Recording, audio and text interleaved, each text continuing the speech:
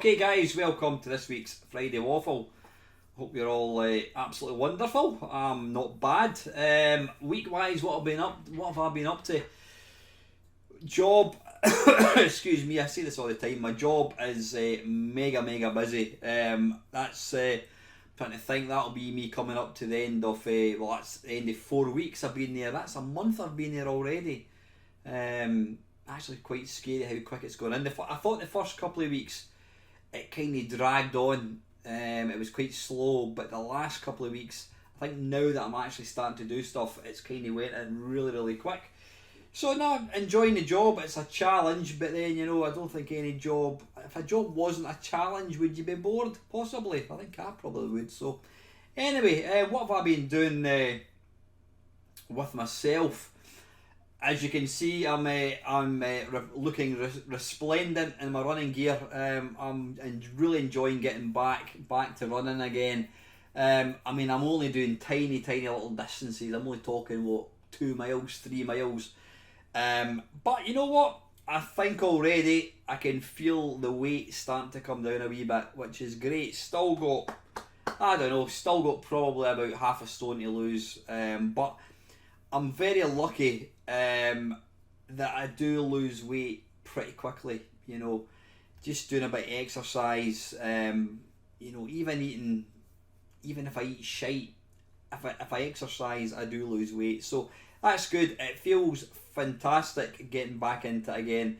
I'm still, it's hard. It's really hard. But I've got a mate that I'm running with again, and I feel good that I'm back out, back running again, because for about a year there, I was doing absolutely nothing, and just that's not me. I've always been somebody who's always liked to keep fit, whether it was playing squash back in the 80s or running or whatever. I mean, I've been running for best part of 10 years, 11 years, but so that's good, all good.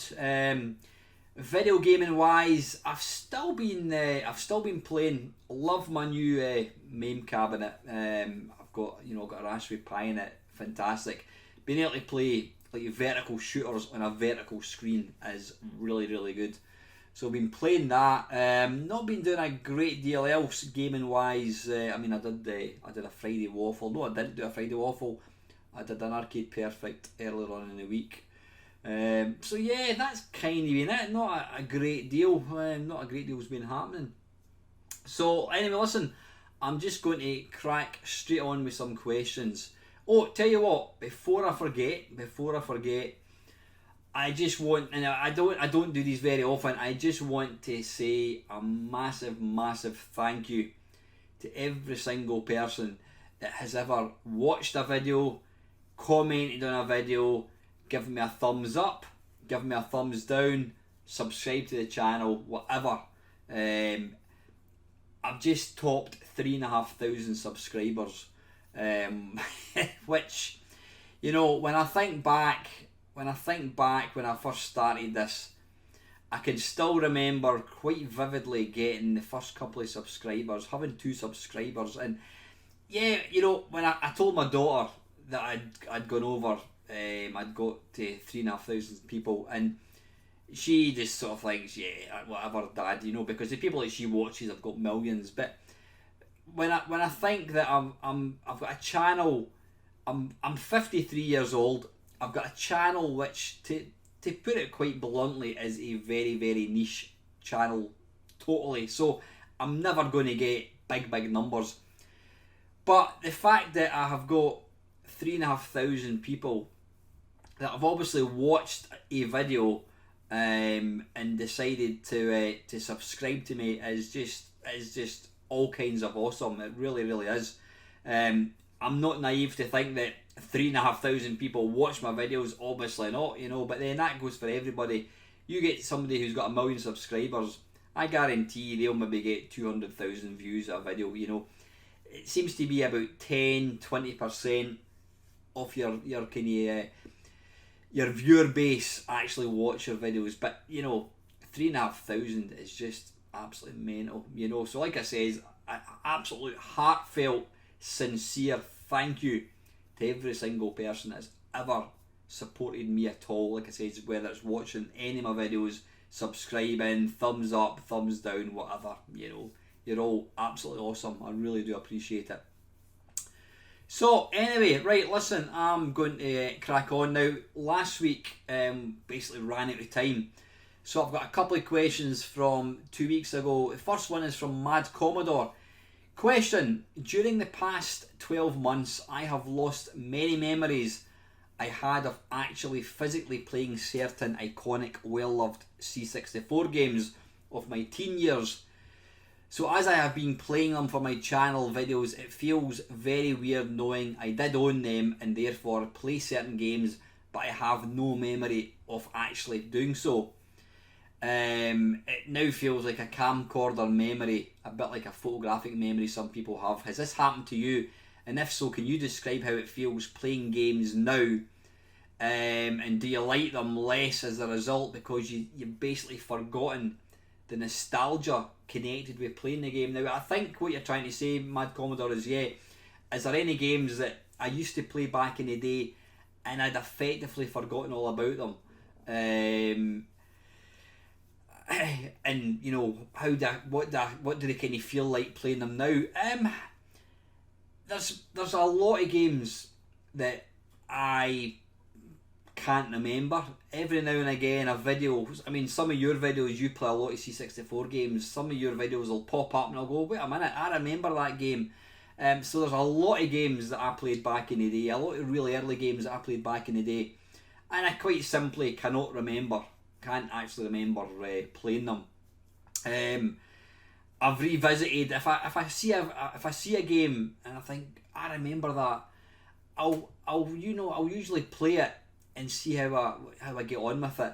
The thing is, for me, with 8-bit machines, and it's probably mainly the C64, because I don't have any nostalgia for any other really 8-bit systems besides the C64. I mean, I was aware of the Atari, I was aware of the Spectrum, the Amstrad, but I never played the games. I didn't own the systems, I didn't play the games.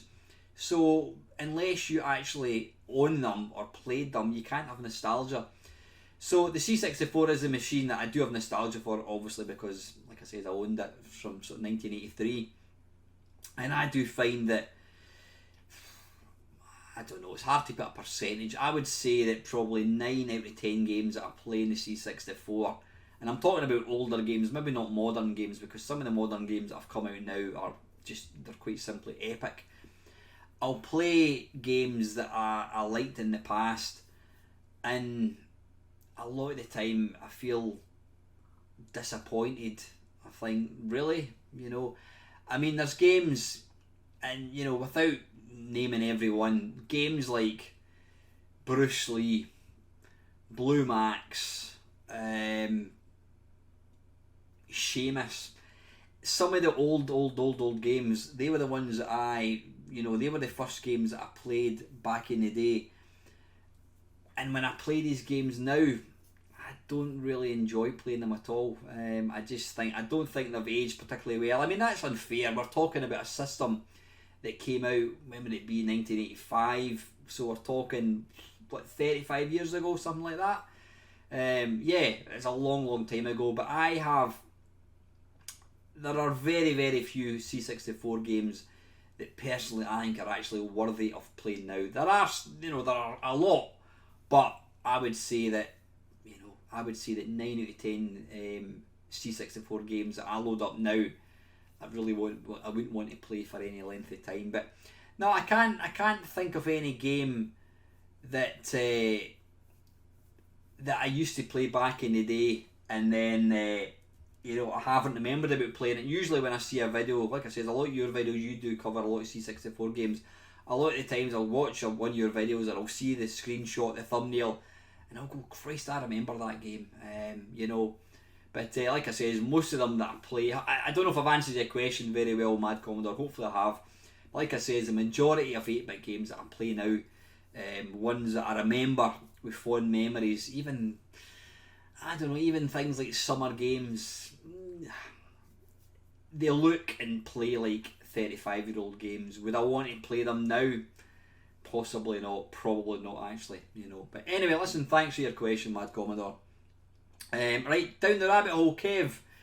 Hi Alan, last week you mentioned you were learning a lot in your new job, and I wondered if back in the day, all those times you began a new video game and had to learn how they played, was that helpful in that real life situation? So let me just get that again, Kev. Back in the day, all those times you began a new video game and had to learn how they played, was that helpful? Right, okay, yeah, in other words, yeah, you had to learn how to play a game.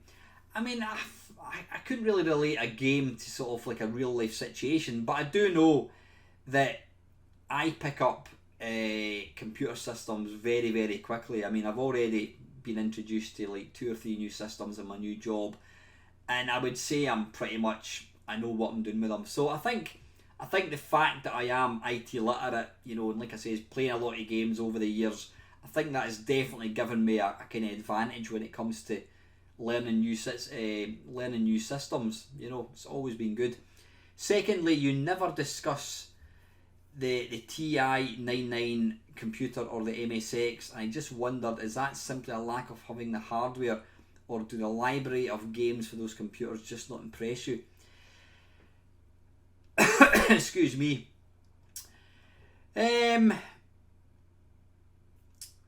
The TI-199 4A, it was one of these. I mean, I only owned it for a very, very, very short space of time. Really, I mean, I don't know, maybe 6 months, maybe not even that, to be fair. I only had one game, and it was a basic game. Quite literally, it was a basic game. It was written in BASIC, and it was basic. It was crap.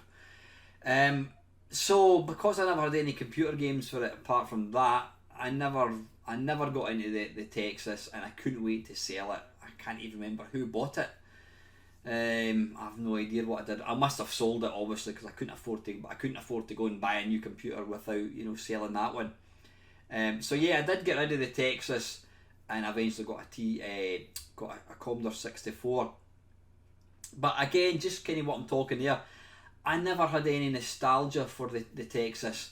However, looking at the some of the games that came out for it, I mean, there's a absolutely cracking Donkey Kong that came out for it. It was actually a very, very capable machine. But again, because I never had any of these games, I never knew anybody that owned the Texas, I never got to see them. But looking at it now through emulation, there were some great games. I did actually buy a Texas maybe about 3-4 years ago, just to kind of scratch that nostalgia itch. And I bought it, and I was like, what am I going to do with this now? I had no way of loading any games, and I sold it maybe 3-4 years ago.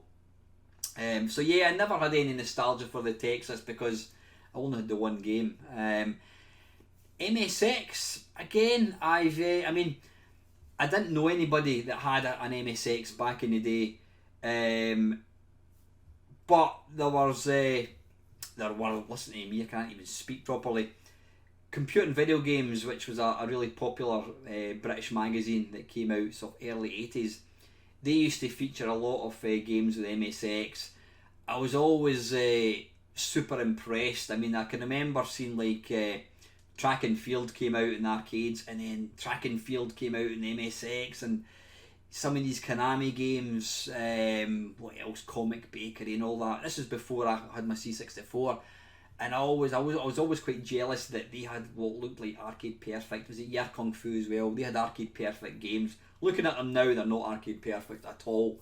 But yeah, I was always really impressed with MSX. I did buy an MSX maybe 3-4 years ago, and I didn't really know what to do with it. I had no way of loading games. I didn't have a tape recorder, and to be fair, I'm not one of these people that is ever going to go and I'm not going to go and buy a tape so I can load up tape. I wasn't going to go and buy a tape deck so I could load up tape games. I'm not interested in doing that.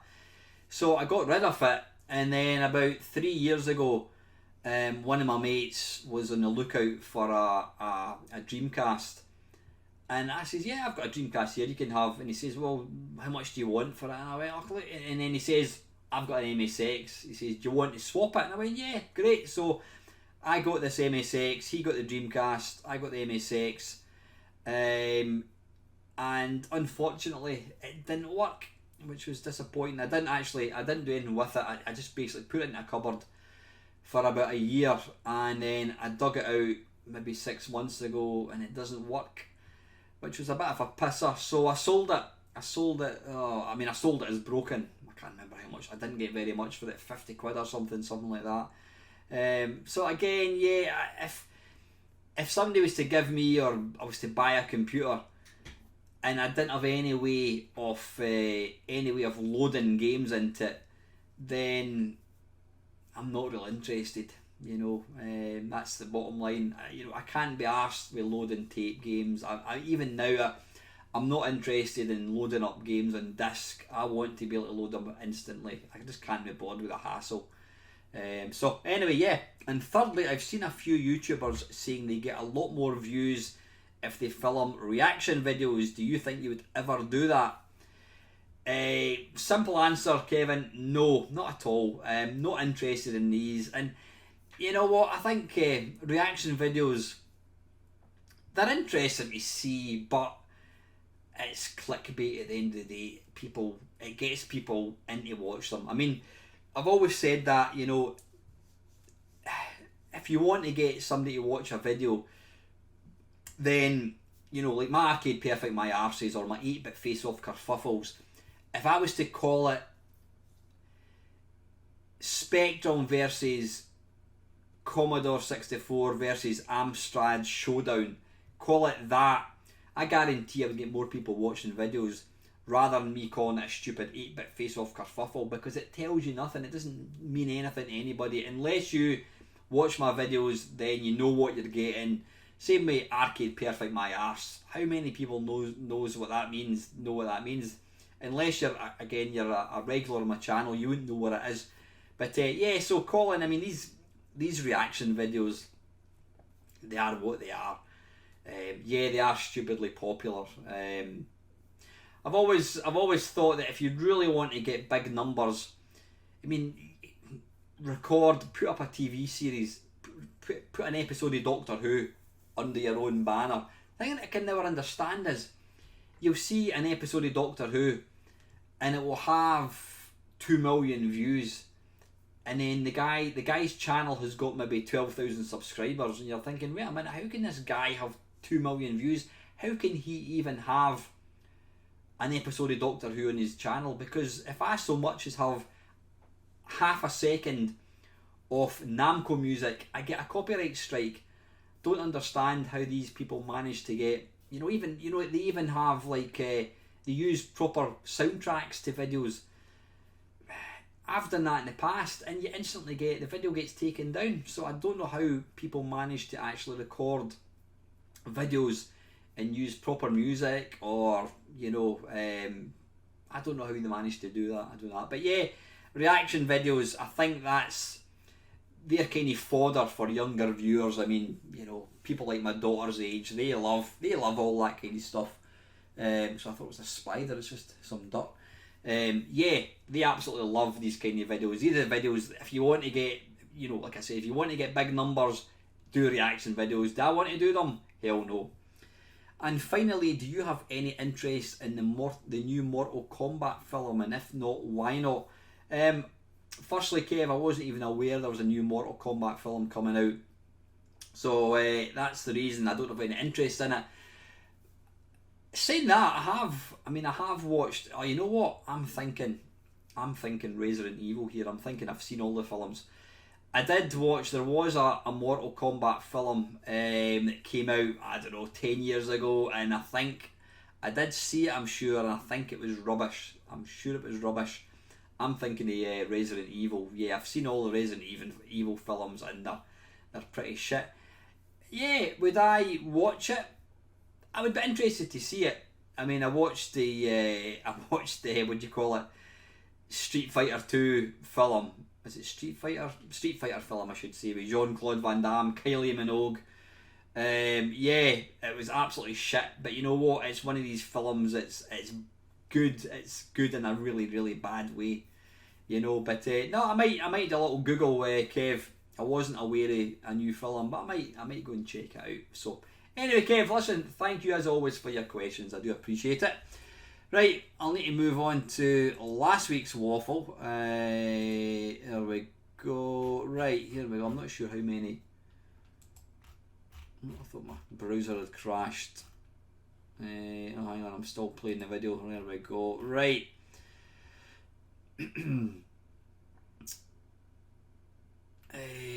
Right, Panther UK. For next time, what is the oldest, earliest system you own? What systems do I own? I own a ZX81. Don't know when that came out. I own an Atari 2600. I own a ColecoVision. I also own a Vectrex, which you know. I'm trying to think. I think it's probably going to be. Is it going to be the Atari 2600 or was the ZX81 out before that? I'm not quite sure. I think I'm going to put my neck out and say the Atari 2600. I think was probably the earliest machine. So yeah, that would be. I mean, I've got a couple of these little LED games, but you know they don't really class as video games.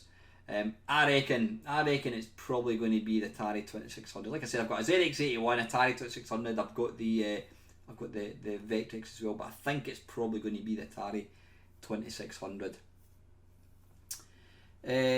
Colin Jones is saying here. My waffle question is this: are there any programs on TV that irritate you so much you'd immediately change channels or walk out if that option was unavailable? Yeah, quite a lot. Where'd I start, Colin? Quite a lot. I'm really not a fan of TV. I mean, I have been watching a fair number of obviously Netflix and what have you. Quite simply because there's nothing else we could have done in the last year. But I dislike with a passion soap operas. I absolutely detest with my life any sort of reality TV. I mean, some shit like the Kardashians, Keeping Up with the Kardashians, The Only Way is Essex, absolute bullshit. And I detest Saturday night shit like Ant and Dec, the National Lottery programme. Really, you know what? And even things like, I can't stand things like The One Show, or don't even get me started on Strictly Come X Factor and Dancing on Britain's Got Talent. They're all shit. Can't stand them. I used to actually, here's the thing, I used to enjoy, I remember watching the very first episode or the first series or season, you know, we're getting really American now, the first series of Big Brother. It was unusual, it had never been done before, and it was actually quite good. And then it just, when the Sun and the Daily Record, or not the Daily Record, the News of the World got a grip of it, you couldn't open, not that I would want to watch it anyway. It became completely manufactured. And then you got things like, I mean, I did actually enjoy their very, very original, was it Pop Idol, I think it was, where people were actually getting taken in for an interview for an audition, and it was like a real audition. People were getting pulled off the street and they were doing this audition, but then they started becoming way too manufactured. You know, it would cut to a scene of this little kid saying, "Oh, my name's Alan Stewart, and all I've wanted to do is make music. That's all I've wanted to do all my life." And then it would suddenly cut to me in my job or at home with my granny or whatever, and it's like, wait a minute, this has just been so overproduced. I'm convinced all these people are just picked, you know, because they pick somebody that's supposedly queuing up to get an audition, and then suddenly you see them back home, whatever. So not any kind of reality TV, Britain's Got Talent, Dancing on Ice, Strictly Come Fucking Dancing, shite. I really detest things like that. The One Show, quiz programmes, can't be arsed with them. The only quiz programme I actually do enjoy watching, it's not been on for a while, is Mastermind. I quite enjoy that. And the only other one is, because I find it quite entertaining, is The Chase. That is it. Any other quiz show can't be arsed with. But yeah, Saturday night TV, the National Lottery, seriously, no, not at all. And a mini follow-up question from last week regarding boats. Have you ever been on the Waverley or the Balmoral? Now, I'm assuming you're talking about the Waverley steamboat, or paddle steamer, I think they call it. I haven't. I've seen it. I mean, I used to look after a job centre in Dunoon, and the Waverley paddle steamer, it still goes between Dunoon and, Christ, I can't even remember the bloody name of the place. Anyway, it doesn't matter. Yeah, it still goes up and down the river, but I've never actually been on them. And the Balmoral, I'm not actually familiar with the Balmoral. Is that that's? I think the Waverley was the very last paddle steamer. The Balmoral, I'm not 100% familiar with that. Colin, was that? Obviously, it's a boat. I'm not too sure, but no, never actually been on it, unfortunately. But it's something I need to do at some point, because the Waverley, it's an old paddle steamer, and it looks awesome, really, really nice. So anyway, Colin, thanks very much for your question. Wee Bob, question for next week. Army of the Dead movie is out this weekend and on Netflix next week. Army of the Dead. I've never actually heard of that one. It's not. I take it it's not an Evil Dead one, Wee Bob. I was doing a recent drawing a zombie shark. The cover of Zap May 1986 had zombies for Cauldron 2, and it's quite a terrifying image from Ollie Frey. Knowing you were a bit older when gaming, has a game ever scared you to the point of not playing it, or did any magazine cover ever scare you? There was one of an Ollie Frey, I can't remember what one it was. It was a Zap 64 cover. And I think it was, I might be talking shite. I think it might have been the one where it was Theatre Europe, which was basically, it's a war game based on nuclear war. And on the cover was a picture of a guy with his face melting, and I'm sure in the background you can see this big mushroom cloud. I can't remember exactly, but yeah, that I always remember. That made me feel quite uneasy. As did the game. The game Theatre Europe was quite a sort of a psychologically terrifying game. Any other game that scared me? Yeah, Resident Evil 7 on VR. Some of these games I don't like because they're just too damn scary. But yeah. Anyway, Bob, listen, thanks very much, buddy. Milty Swinbuckle. Question for next Waffle. If you had to choose one form of electronic media to do without, these being TV films, computers and arcade games, music, internet, which one would you give up? Blimey. Now I'm going to assume, yeah, you've just said without the ability to stream films. TV, films, computer and video games, music.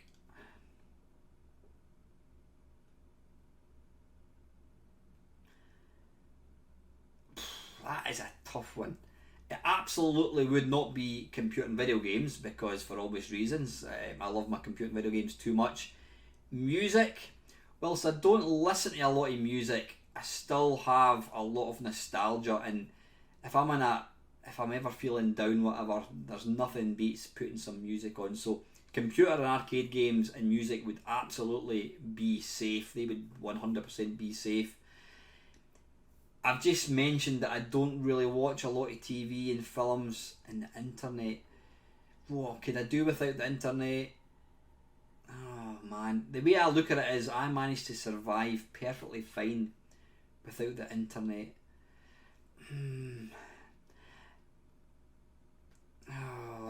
that is tough. That is tough. That is a really, really, really good question. So if I would never, ever, ever be able to see another TV or film ever again. I'm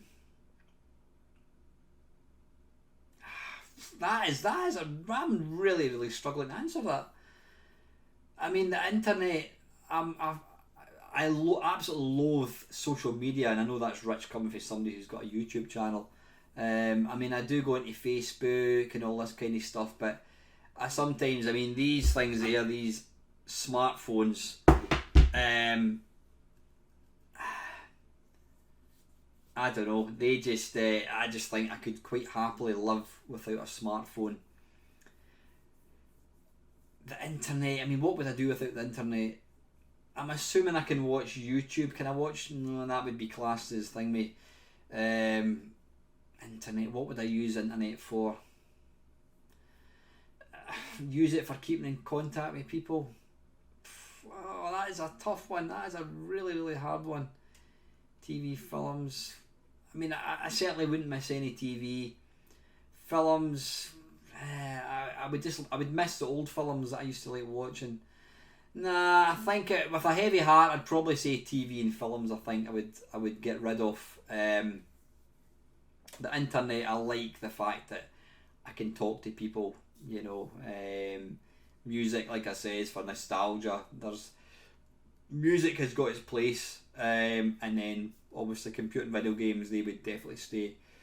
So yeah, I would lose computer, TV and films, I think. And there's a tougher question. If you had to give up 3 and keep only 1, which would it be? Yeah, I would keep computer and video games. There you go. Yeah, ask me tomorrow and I'll probably give you a different answer. Yeah, I think that is it. Yeah, how's it? It's not a particularly long waffle, but that's probably not a bad thing. Yeah, what's your thoughts? I'm actually just thinking about this. I noticed when I put out a video, I'll do like an hour's live stream, an hour's waffle.